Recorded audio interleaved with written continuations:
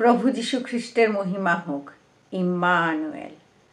স্বর্গস্থ পিতা, পুত্র, পবিত্র আত্মা, প্রভু ঈশ্বর সর্বশক্তিমান, যিনি ছিলেন, যিনি আছেন, যিনি আসিতেছেন।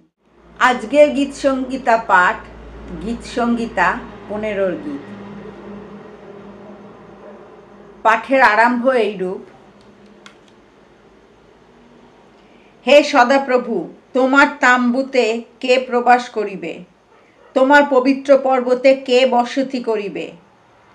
যে ব্যক্তি সিদ্ধ আচরণ ও ধর্মকর্ম করে এবং হৃদয়ে সত্য কহে, যে পরিবাদ জিহ্বাগ্রে আনে না, মিত্রের অপকার করে না, আপনার প্রতিবাসীর দুর্নাম করে না, যাহার দৃষ্টিতে পামর তুচ্ছনীয় হয়, যে সদাপ্রভুর ভয়কারীদের মান্য করে, দিব্য করিলে ক্ষতি হইলেও অন্যথা করে না, সুদের জন্য টাকা ধার দেয় না, নির্দোষের বিরুদ্ধে উৎকোচ লয় না, এই সকল কর্ম যে করে সে কখনো বিচলিত হইবে না।